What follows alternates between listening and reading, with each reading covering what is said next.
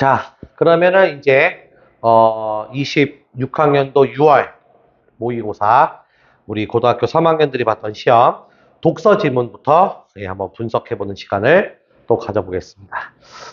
이번 영상은 이제 우리 독서 지문 중에서 4번에서 9번 여기가 바로 아까 선생님이 그 앞 영상 때 소개했던 그 총평 때 소개했던 것 중에 주제통합형 독서 지문 그 유형이죠.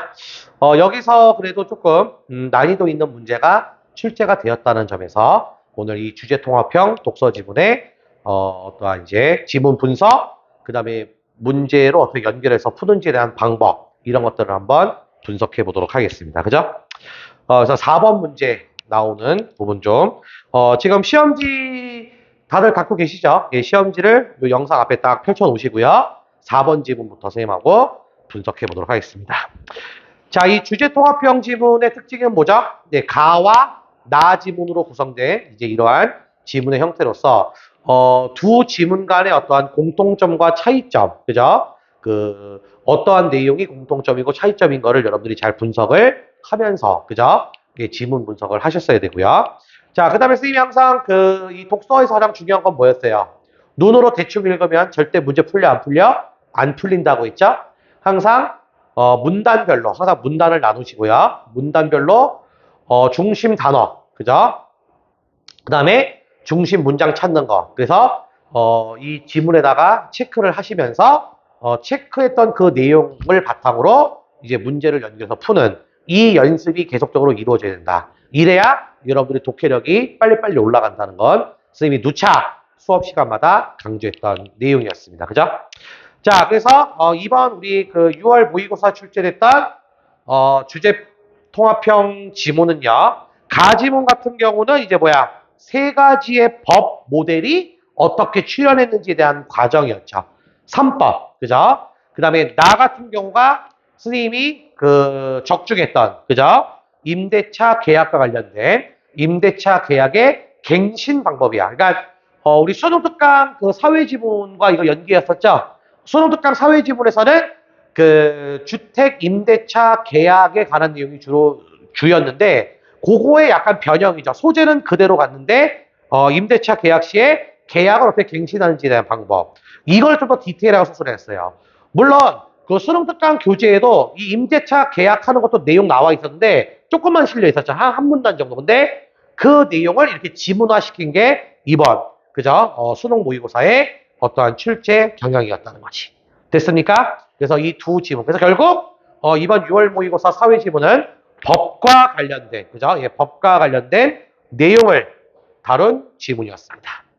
다시 한번 이제 가 지문을 보게 되면은 가 지문은 이 세 가지 법이 나오는데 이 세 가지 법이 어떻게 탄생되었는지 세 가지 법의 어떠한 출현 과정을 서술한 지문이 되겠습니다. 그죠? 그럼 이제 세 가지 법이 이제 어떤 법들이 나오며, 그죠? 이 세 가지 법의 어떤 모델, 특징, 그리고 어떻게 탄생했는지 과정, 이거를 중심으로, 중심 문장 잡아주시면 되겠죠. 맞습니까? 자, 그러면 이제 그 첫 번째 문단부터 한번 보도록 할게요. 항상, 선생님이 항상 얘기했죠? 이렇게 문단을 좀 이렇게 나눠 주시고요. 그죠? 이게 첫 번째 문단이 굉장히 길죠? 자, 문단 나눠주고 문단별로 중심 단어, 중심 문장 찾는 거. 자, 첫 번째 문장 보니까 이렇게 나와 있습니다. 보통은 이제 첫 번째 문장과 문단의 첫 번째 문장과 마지막 문장이 중심 문장인데, 자, 근대국가라는 말이 나왔고요. 시민의 생명과 재산을 보호하는 것을 1차적 존재, 그죠? 이게 이제 어떻게 보면은 이제 이때 국가관이었죠. 국가관. 시민의 생명과 재산을 보호하는 게 국가의 존립, 그죠? 존립 이유였답니다. 최소한의 금지행위만으로 법을, 그죠? 뭐, 이 법이라고 하는 게 이제 중심 소재가 딱 돼야 되겠죠. 그죠? 법으로 정하고요. 이를 위반하는 경우만 국가가 개입함으로써 시민의 자유를 최대한 보장했다. 이러한 목적이 반영된 이게 뭐냐? 이 법이 여기 나오잖아. 바로 뭐래요? 자유주의적 법 모델이랍니다. 이거는 근대법의 근간이 이렇습니다. 역적관계 떴죠. 그러나 역적관계 접속 그 다음에 무조건 중심 문장이라고 했죠. 표시해 놓으시고요. 이 모델을 자유를 실질적으로 누릴 사회 경제적 조건이 모두에게 동등하게 주어지지 않은 상황에서 갈등이나 분쟁에 대처하는 건 한계가 있었답니다. 자, 법명은 자유주의적이라고 해놓고 막상 이거를 적용시켰더니 여기가 포인트죠. 바로 뭐야? 갈등이나, 그죠? 갈등이나 분쟁에 대해서 대처는 한계가 있다는 거냐. 이 법의 특징이라는 거죠. 그래서 이걸 보완할 목소 등장한 게 이게 또 중심 단어가 되죠. 이게 포인트죠. 사회 복지 국가적 법 모델이랍니다. 그죠? 그러니까 첫 번째가 이제 뭐야? 자유주의적 법 모델. 두 번째가 사회 복지 국가적 법 모델이라는 거죠. 그럼 여러분들이 독해 흐름상 이거에 대한 보완으로 나왔다라고 하는 거죠. 왜? 자유주의적 법 모델은 이런 한계가 있으니까 이거에 대한 보완으로 이렇게 나왔다. 이게 씀이 독해 맥이라고 있죠. 그럼 이거는 뭐래요? 이 법 모델은요. 앞서 자유주의적 법 모델보다는 뭐래요? 삶의 세계에 더 깊숙이 개입한다는 특징. 개인의 권리 보장뿐만 아니라 여기 나오죠. 주거, 노동, 환경 등의 영역에서 평등과 연대 가치를 구현하기 위한 제도의 구축, 또 관리, 이런 것도 하나의 법 테두리에서 성립돼야 된다고. 그리고 그 역할 수행에 필요한 의무 규정들도 늘어나고. 가령 자 이런 것들이 우리 예시라고 보거든요. 앞에 문장이 좀 추상적이거나 여러분들이 딱 이 문장 읽었을 때 잘 이해가 안 되냐면 예시에서 이해하라고 그랬죠. 예시 문장 잘 보고. 대기환경보전법은요. 오염물질의 배출을 규제하는 대기환경관리체계의 기능을 강화함으로써 깨끗한 환경에 살 시민 권리를 실현하기 위한 어떤 그죠? 공적 토대를 만들고자 한다라고 하는 거. 그쵸? 이런 것들이 사회복지국가적 법 모델이라는 거. 대표적인 예시죠. 그죠? 그러니까 오염물질 배출을 규제해서 모든 국민들이 깨끗한 환경에서 살 권리, 이걸 규정한 놓은 법, 이게 요 사회복지국가적 법 모델이다. 이렇게 이해하시면 되겠죠. 그래서 전체적인 어떠한 첫 번째 문단의 어떠한 독해의 흐름을 보면은 자유주의적 법 모델이 등장했는데 한계가 있어. 그래서 이 법 모델이 등장했고 이게 바로 이런 법의 예시를 들어주고 있다라고 하는 거 하나의 흐름대로 읽어 주셔야 된다는 거죠. 첫 번째 문단은 이제 자유주의적 법 모델과 그죠 사회복지 국가적 법 모델의 어떠한 특징. 자 그리고 이제 세 번째 문단으로 좀 가보죠. 그런데 벌써 또 뭐야? 역적 강의 다 나왔죠. 그런데 법적 규제가 만약에 과도하면, 즉 법이 국민의 어떠한 삶에 너무나 과도하게 그죠? 법을 적용할 경우에는 삶의 세계를 구성해 놓은 고유한 직업 윤리, 문화적 도덕적 구별이 강행적 성격의 법규에 침범된다. 그렇지. 오히려 법이 윤리라든가 도덕적 규범을 침해할 우려가 있다는 거죠. 법적 규제가 과도하다면. 그러면 이렇게 된 경우는 어떻게 된대요? 자율적 조절 기능이 훼손된다. 사회의 통합이 법에 의해 와해된다. 그럴수록 공동체는 이렇게 문제가 생기면 어떻게 된다는 거야? 갈등 상황에서 법적 해결에 의존하게 된다는 거죠. 그리고 규제에 대한 요구량이 증가하면 법의 수행 능력은 그렇지 한계 부딪힌대요. 너무나 많은 법이 국민들을 또 규제하게 되면 갈등이 더 벌어질 수 있다는 이런 내용인 것 같아요. 그치? 그래서 여기 나오죠. 문제가 발생할 때 법을 마지막 수단이어야 한다. 그래서 법은 최소한이어야 된다. 이렇게 여러분들이 이해해 주셔야 되죠. 법을 이제 적용을 할 때는 최소한이어야 된다는 거죠. 이해됐습니까? 결국 자 이런 게 결론어라고 그랬죠. 결론어 다음에 중심 문장. 법의 규범 구조가 균열된 상태에서 법으로 문제를 해결한다는 당위만 남는다는 거죠. 그치? 그로 인해 법규범이 삶의 세계에 점점 더 깊숙하게 개입되어 사회의 자율적 조절 기능은 더욱 망가지는 과정이 반복되고 결국 이러한 악순환을 방지하며 사회복지 체계를 보완하고자 등장한 게 마지막 법 모델이네. 무슨 법 모델? 자, 절차주의적 법 모델. 결국 아까 첫 번째 문단에서 읽었던 뭐야?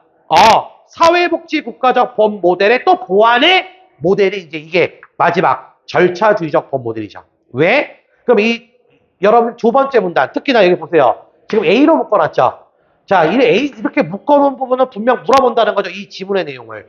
결국에는 절차주의적 법 모델이 뭐냐는 걸 물어볼 거란 말이야. 맞지? 그거 확실하게 이해하고 가야 돼, 여긴요. 아주 중요해, 이 문단은요. 됐어? 그렇다면 여러분들이 다음 문단 들어가기 전에 이 A로 묶은 두 번째 문단에서는 어떤 정보를 확인하고 가야 돼요? 절차주의적 법 모델이 왜 등장했냐는 거죠. 아까 이 지문의 주제가 뭐였어요? 세 가지 법 모델의 출현 과정이었잖아. 그러니까 제일 중요한 거, 세 가지 법 모델 중에 독해 흐름상 이 법 모델이 가장 중요하다는 건 여러분 느낌상 오잖아. 와, 안 와? 오죠? 그러니까 이게 굉장히 중요한 문단이 돼야 되고요. 왜 등장했냐, 이 모델이? 결국 뭐였어? 법적 규제가 국민들을 너무나 과도하게 규제하면 오히려 역효과, 갈등 상황이 발생이 되기에 뭔가 또 뭐야? 그 갈등 상황을 또 해결을 하면 또 법이 존재해야 되고 또 해결하면 또 법 존재하고 이러한 악순환, 여기서 말하는 악순환이 그거잖아. 그 악순환을 해결하고자 등장한 법 모델이라는 거지. 이걸 머릿속에 기억하고 다음 문단을 가야 되겠죠. 자, 그래서 세 번째 문단은 이제 절차주의적 법 모델의 디테일한 거를 좀 얘기하겠네. 자, 그래서 뭐래요? 절차주의적 법문에 따르면 여기 나오죠. 이 중요하지, 중심 문장이죠. 법은 분쟁에 직접 개입해 해결책을 내놓은 대신에 어떠한 이제 그 분쟁이 발생됐을 때 분쟁 당사자들의 논의와 협상을 위한 절차, 권한 분배 등 분쟁 해결 방식에만 관여한다는 거죠.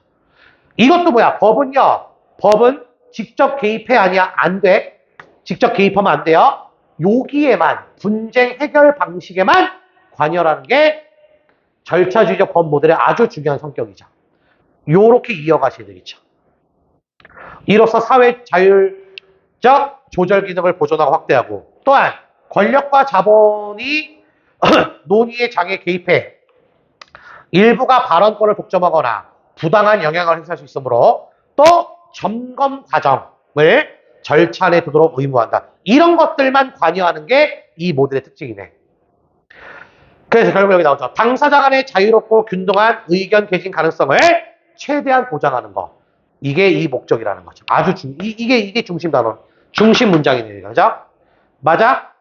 네. 그러니까 직접 개입하지 말고 어떻게 분쟁할 때 해결 방식만 법에서 제시해주는 이 모델. 결국 마지막 문단에 보면 이 세 가지 법 모델은 시대 요구에 따라 했지만 앞선 모델들을 다음 모델에 대체하며 법 체계를 지배한 건 아니래요. 연계가 된 게 아니라죠. 이 세 가지 법 모델이 상호 연관됐다는 게 아니야. 뭐야? 각각의 법 모델이 고유한 타당성과 필요성을 가진 채 현재 법 체계 안에 공존하고 있다라고 마무리하고 있죠.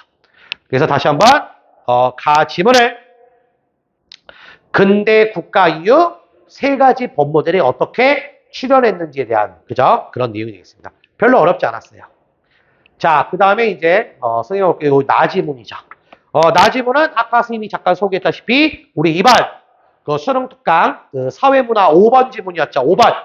5번 지문에서 임대차 계약과 관련된 내용 그 소재를 그대로 갖다가 어떻게 연계로 만들어낸 지문이 되겠습니다. 그죠? 그래서 이 지문은요. 임대차 계약 시에 그죠? 예. 그죠? 예. 임대차 계약 시에 계약 이후에 다음 또 계약을 할 때 이루어지는 어떠한 갱신 그죠? 예, 갱신 방법에 관한 어떠한 그죠? 이런 것들이 선생님이 요번 전에 일요일 날 수업 때 뭐라 했어요? 이런 행위가 전부 다 무슨 행위라고 했죠, 선생님이? 기억납니까? 이거 수업 시간 했잖아. 그죠? 물건행위라고 했죠. 부동산, 토지, 건물, 토지, 이런 부동산의 어떠한 계약과 관련된 행위가 전부 물건행위. 이게 민법 중에 하나라고 했죠, 선생님이. 그러니까 민법 지문이라고 보시면 됩니다. 법 지문 가운데. 자, 그래서 임대차 계약 갱신의 어떠한 특징을 한번 보도록 할게요. 아마 연계가 돼서 어느 정도 여러분들 이거 시험장에서 이 지문 읽었을 때 좀 스피디하게 읽지 않았나 생각합니다. 선생님 개인적으로.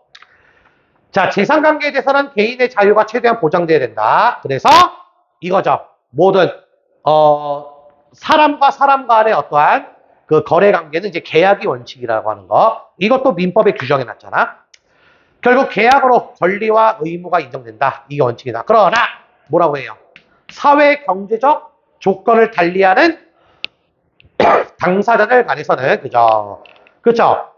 개인과 개인이 거래 관계를 하는데 거래 행위 계약을 맺는데 이쪽 개인과 이쪽 개인의 경제적 편차도 분명히 있을 수 있잖아. 그거 얘기하고 있죠. 그러한 경제적 조건을 달리하는 당사자들 간에는 약자 보호, 그죠? 네. 약자 보호를 법률로 그 내용이 정해진 경우가 있대요. 이때는 이를 계약으로 변경할 수가 없답니다. 다 법으로 보장을 받아야 된다는 거죠.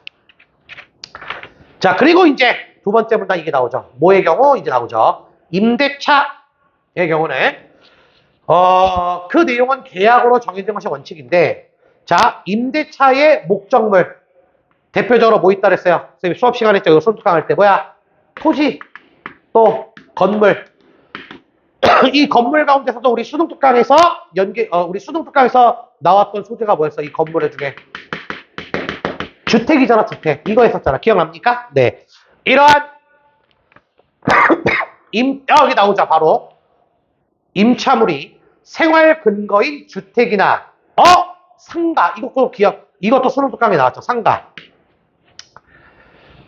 이면, 임차인 보호라는 과제는 계약만 실현할 게 없대. 그래서, 이거 했었죠. 수능특강 연계 그대로 나오네. 주택임대차보호법과 상가건물임대차보호법에는 계약보다 우선 적용되는 제도. 아까 약자보호를 법률로 한다고 그랬죠. 계약관계 때. 그거 얘기하나 봐. 그죠? 예컨대 예시에서 잘 이른다. 어떤 계약으로 임대차 기간을 이 법들에 규정된 요것도 우리 수능특강에 나왔죠. 바로 뭐야? 최단 존속기간. 그죠? 그러니까 주택을 선생님이 그때 예시 들어줬잖아. 임대인과 임차인이 자 주택 계약할 때 그죠? 최단 존속 기간을 보장해준다. 그 보장이 몇 년이었어요? 주택은요. 했잖아. 몇 년? 그렇지. 2년이었죠. 2년. 이게 존속 기간이었잖아. 그거 얘기하는 거잖아. 지금.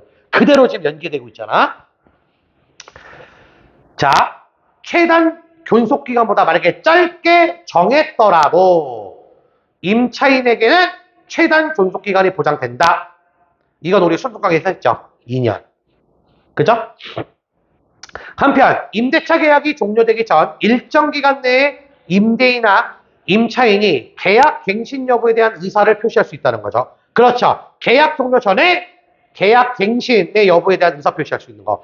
요거에 대한 이제 디테일 설명이 요번 지문에 실린 거잖아.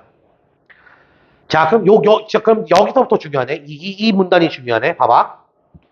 이 기간 내에 임대인이, 그렇죠. 임대차 종료를 요구한 경우, 즉, 내가 내 집에, 스님이 그때 일을 내기자 스님이 월세 살고 있다 그랬잖아. 원룸에서.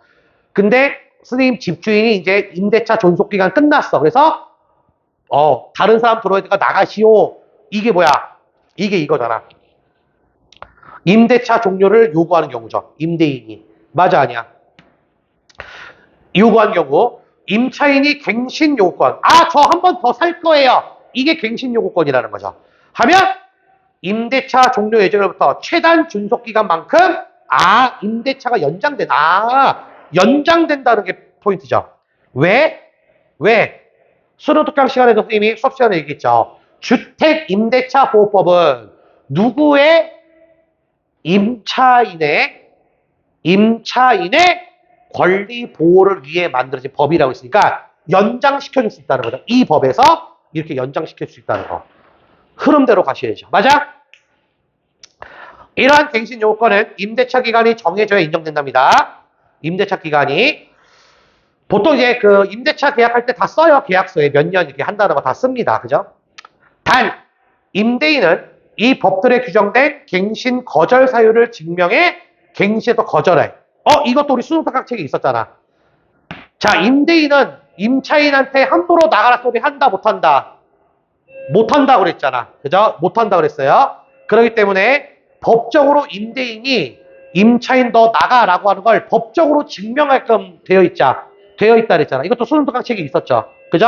그래서 갱신 거절 사유를 증명해 갱신을 거절함으로써 임대차를 종료시킬 수 있다는 거. 맞아? 그래서 갱신 거절 사유의 예로 임대인이 임차물에 여기 나오잖아. 주택에 실거주하려는 경우. 그렇죠? 맞죠? 임대인이 실거주한다는 게 대표적인 거절 사유가 된다는 거. 됐습니까? 그래서 다음 문단의 어떤 또 내용을 보면요. 그죠? 다음 문단 내용을 보면 주택이나 상가 임대차에도 법이 아니라 이게 뭐야? 그죠? 예, 여기 나오죠. 계약으로 재산관계가 정해지는 경우가 있답니다. 임차인이 임차물을 사용할 권리가 소멸했거나 여기 나오죠. 그렇지? 임차인이 경제력이 충분하면 임차인을 보호할 그렇죠. 아니 새 들어 사는 사람의 경제력이 집주인보다 더 좋으면은 이렇게 할 필요 없잖아. 보호할 필요 없죠. 예컨대 항상 예시에서 이해하라 했죠? 임대차가 종료됐어.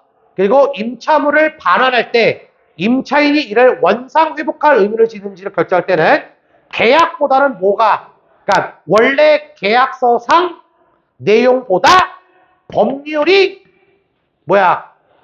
계약이 법률보다 우선적이야. 그러니까 계약서상 명시되어 있던 내용이 더 우선시되어야 된다 이 말이잖아. 그죠? 또한 보증금이죠. 보증금. 예. 보증금이라는 것도 선생님이 설명했죠. 수업 시간에. 그때 수능특강 때. 상가 건물 임대차 보호법에 정해진 상환액을 초과하면 최단 존속기간이 적용되지 않으므로 존속기간을 정하지 않기로 계약했다면 당사자들 그렇지 자유롭게 왜? 존속기간을 안 정했어. 안 정해도 된다 그랬잖아. 상가 건물 임대차 보호법은 무관하다고 했지. 그지? 그러니까 임대차를 종료시킬 수 있는 거죠. 맞아? 선생님이 얘기했잖아요. 수능 시간에도. 내가 가게를 냈는데 1년 하다가 갑자기 마이너스 쳐. 매출이 막 하락해.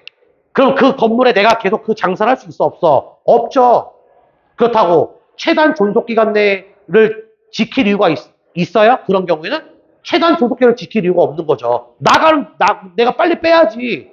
왜 월세 주고 해요? 나 장사도 안 되는데. 그런 느낌으로 내가 이해하라 했잖아, 이거. 그지? 됐죠? 자, 그 다음에 이제 마지막 문단에서는 이제 이런 얘기가 나옵니다. 자, 임대차 분쟁이 만약에 발생했다. 임대차 분쟁이 발생했다라고 하면, 해결하기, 요 내용은 수능특강에 없었죠? 수능특강에 없었어요. 그죠? 잘 봐야 되겠죠? 임대차 분쟁이 발생하면 법관이 주도하는 재판 절차를 활용해야 된다는 거죠. 그리고 이때 당사자들은 각각의 자신의 주장을 뒷받침할 자료를 제출하고요. 한편 분쟁 해결 절차에서 당사자들의 자유로운 의견 제시를 보장하기 위해 아까 두 법에서는 여기 나오죠. 임대차 분쟁 조정 절차도 있대요. 자, 이때 조정 절차를 주장하는 조정위원회가 있고요. 당사자를 위해 자유를 수립해 줄 수 있어요. 그러나 항상 영속관계 주의하라 했죠. 임대차 분쟁 조정 절차는 당사자들이 분쟁 해결을 위해 그렇죠. 일단은 분쟁을 해결해야 된다는 게 목적이잖아. 그렇기 때문에 두 사람 간에 합의가 있어야 되는 거죠. 합의가 없으면 이거 할 수가 없으니까. 그리고 만약에 합의가 이루어지지 않으면 앞서 나왔다는 거, 요거 재판 절차 요거를 따라줘야 된다. 이렇게 마무리하고 있다. 됐습니까? 예, 그래서 나 지문은 이제 임대차 계약을 함에 있어서 각각의 주택이든 상가든 임대차 계약 종료 이후에 갱신 방법에 대한 내용을 다룬 법, 민법, 물권, 행위와 관련된 지문이었다. 이렇게 이해하시면 되겠죠? 됐습니까? 자, 그러면 4번 문제 볼게요. 자, 4번 문제. 우리 주제 통합형 지문에서 기본으로 첫 번째 물어보는 거죠. 가 지문과 나 지문의 특징. 바로 뭐야? 이거에 대한 내용 뭐죠? 논지 전개 방식 물어보는 거죠. 글의 흐름이라고 하는 거죠. 논지 전개 어떻게 흘러가고 있는지. 자, 1번 보도록 할게요. 가는 특정 개념이 지니는 의의와 가치. 라고 돼 있죠? 항상 끊어서 선지부사 가르쳐서 이미 끊으세요.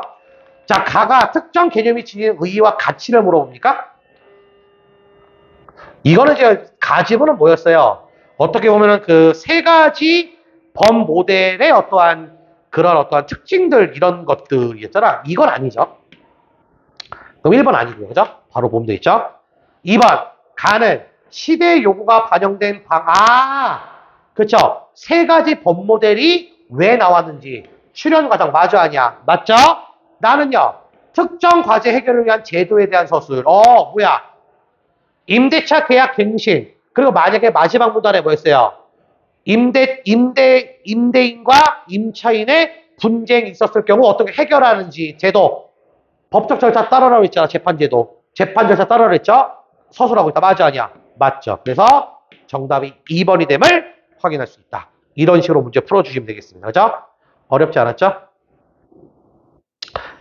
자, 5번 문제 갈게요. 자, 우리 아까 A로 묶은 부분이 뭐였어요? 아까 A로 묶은 부분이 무슨 모델이었죠? 절차주의적. 그죠? 잠깐만요. 그쵸. 절차주의적 법모델. 선생님이 착각했어요. 그죠? 절차주의적 법모델이 왜 등장했는지. 그걸 바탕으로 아까 기억 뭐였어요? 기억. 우리 지문에서. 기억 보세요. 저기 시험지 지금 보고 있잖아. 악순환. 그러니까 악순환이라고 하는 건 뭐야? 여기서 말하는 악순환이라고 하는 건. 그죠? 법규범에 의해서 각 영역의 자율적 조절 기능이 훼손되면 그걸 또 법으로 막고 또 분쟁 발생하면 또 법으로 막고 이런 게 악순환이었죠. 그럼 이거를 이해한 내용으로 적절한 거. 문제 똑바로 읽으세요. 맞는 거 골라주겠어요. 그죠? 1번 해볼게요. 법이요. 사회 각 영역 자율적 그죠? 조절 기능에 점점 더 의존합니까? 이런 얘기야? 법이 결국 뭐야? 기억의 어떠한 악순환에서는요. 그죠? 법이 아니라 각 사회 각 영역의 자율적 조절 기능이 더 망가지게 된다는 얘기지. 법이 이렇다는 건 아니죠. 그러니까 문제를 답지를 똑바로 읽어야 되겠죠. 맞지? 자, 2번. 근대법의 기본을 철저히 고수하는 법 정책으로 인해 문제 해결이 지체됩니까? 뭔가 거리가 멀죠? 그죠? 예. 그죠? 근대법의 기본 원리가 아니라 뭐였니? 근대법이 아니라 우리 위의 문단에서 있었던 사회복지국가적 법 모델을 너무나 고수했기 때문에 문제 해결이 지체되는 거잖아. 이게 아니라고. 그죠? 자, 3번 볼게요. 이전에는 법적 규제를 통해 해결하지 않았던 문제들까지도 그렇지. 맞네요. 법에 이게 뭐였어요? 쉽게 말하면 아까 얘기했지만 어떠한 그 분쟁에서 이 법을 적용을 했는데 해결이 안 돼. 그럼 또 다른 법으로 또 해결하려고 해. 이게 악순환이었으니까. 맞지? 이전에 법적 규제를 통해 해결했던 문제들까지도 법이 해결 과제가 될 수밖에. 이게 악순환이라는 거죠. 3번이 정답이 되면 확인할 수 있겠네. 그죠? 이렇게 문제 풀어주는 거고요. 자, 6번 갈게요. 자, 가지문과 나지문 이한 거. 이게 선생님 아까 얘기했지만 공통점과 어떠한 차이점을 물어보는 전형적인 그죠? 예, 출제 유형이라고 있습니다. 맞아? 자, 1번 바로 보자. 자, 가지문의 자율주의적 법 모델이 있었죠. 첫 번째 문단에. 요거는 법 모델을 나지문에 이게 가지문이었고 요게 나지문 내용이잖아. 임대인과 임차인이 합의한 계약을 법이 존중해 그 내용에 원칙적으로 개입하지 말아야 한다. 자, 이건 무슨 말이야? 가지문에서 우리가 확인했던 자율주의적 법 모델을 이 사례로 끌고 들어온 거잖아. 나지문의 임대인과 임차인의 합의 계약 이쪽 끌고 들어온 거죠. 그렇다면 중요한 건 뭐야? 자율주의적 법 모델의 특징이 뭐죠? 시민의 자유를 이게 특징이 뭐였어요? 시민의 자유를 최대한 뭐 해준다는 게 보장해 주는 게 이 법 모델이었죠. 그러면 뭐야? 그렇지.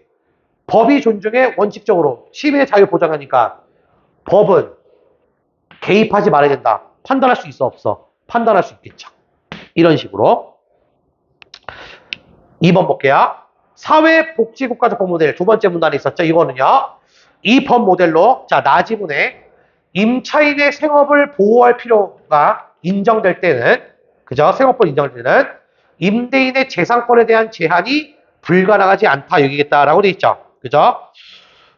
그렇다면 가지문의 두 번째 문단에서 아까 얘기했던 사회복지국가적 법 모델은 뭐였어요? 이거는요.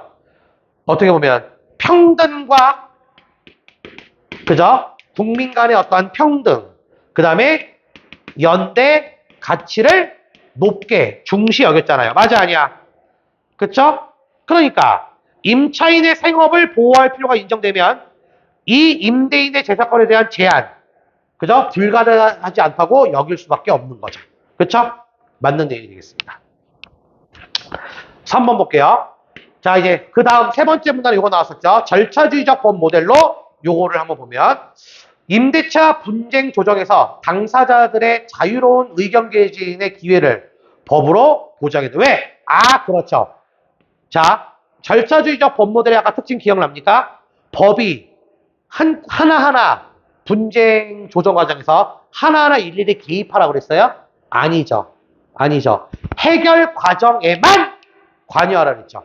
그리고 나머지 당사자들의 자유로운 의견 개진 이걸요. 다 법으로서 보장만 해주고 일일이 간섭하지는 말으라고 했잖아. 그러니까 3번도 맞는 내용이 되겠죠.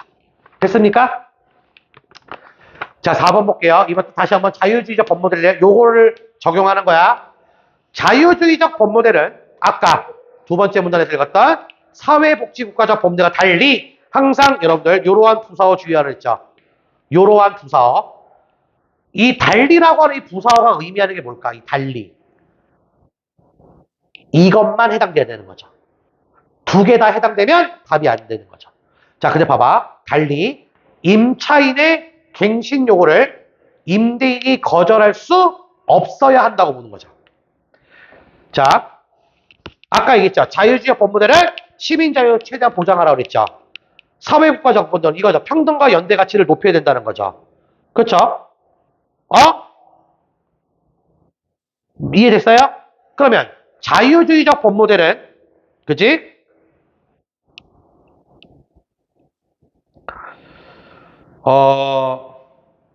임차인이 갱신 요구를 임대인이 거절할 수 없어야 된다? 아니죠. 시민의 자유를 보장하고요. 평등과 연대 가치를 높이는 두 법상 임차인이 아까 임대인한테 갱신 요구 거절한다고 하면 임대인은 거절할 수 있어야 되겠죠. 왜? 그래야 여기에 부합될 거니까. 이 모델로 적용하면. 맞아 아니야? 맞죠? 그러니까 요게 틀렸네요. 4번이 정답이 됨을 확인할 수 있다. 됐습니까? 그러니까 이렇게 참 6번 같은 문제는 이제 그 가지문과 나지문의 어떤 내용을 좀 융합을 해서 생각을 하면서 풀었어야 되는 문제가 되겠습니다. 됐죠? 자, 그 다음에 7번 문제 갈게요. 자, 나지문 아까 임대차 계약 있죠? 갱신. 가의 이유를 그럼 가가 뭐였습니다? 가가 뭐였어요? 가. 임대차 종료 후 임차물 반환할 때 그죠?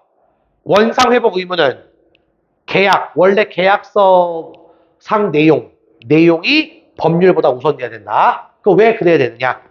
1번 볼게요. 임차인이 만약에 경제력이 충분하면 그죠? 임대차 기간이 보장될 필요가 없어? 이것과는 무관한 내용이죠. 그죠? 관련이 없는 내용이죠. 이건요. 2번. 임차인과 임대인이 법률에 규정된 내용을 계약으로 변경할 수 없기 때문에 그래? 계약서는 뭐예요? 임차인과 임대인이 쓰는 거잖아. 굳이 앞에 쓸 때는 법률로 규정된 내용과는 별개로 보셔야 되겠죠. 그죠? 3번 볼게요. 임차인의 권리가 법률로 정해져야 개인의 자유가 최대한 보장된다. 라고 되어 있는데, 앞에 가는 뭐야?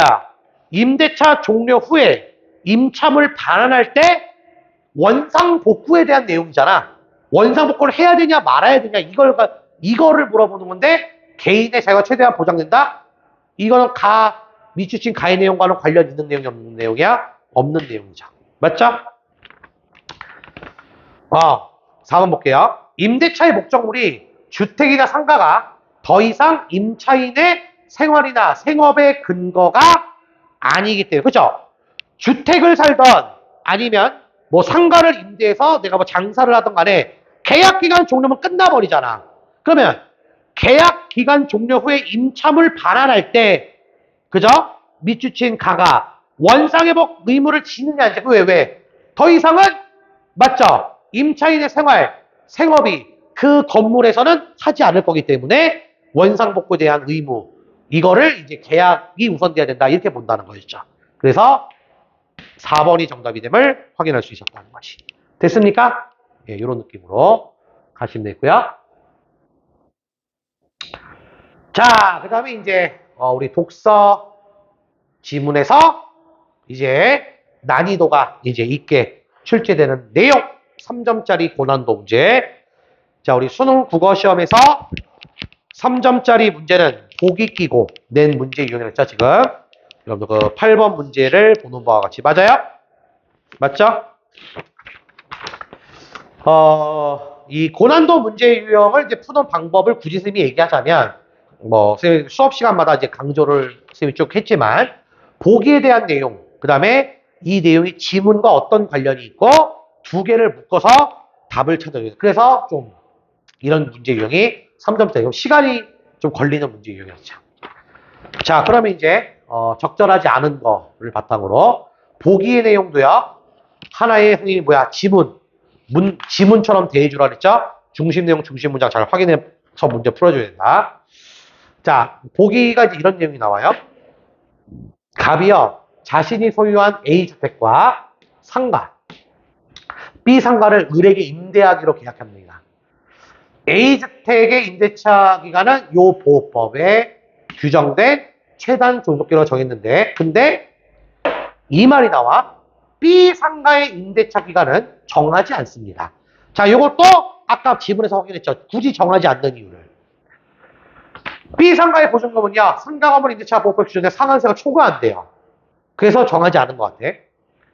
갑이 위의 두 법에 규정된 갱신 여부에 대한 의사를 표시할 수 있는 기간 중에 을에게 A주택과 B상가에 대한 임대차 종료를 주장했으나, 그쵸. 여기서는 이게 포인트죠. 갑이요, 일단 이 주택과 이 상가에 대한 임대차 종료 주장했습니다. 그죠? 이때 의사표시를 할 수 있는 기간이기 때문에. 하지만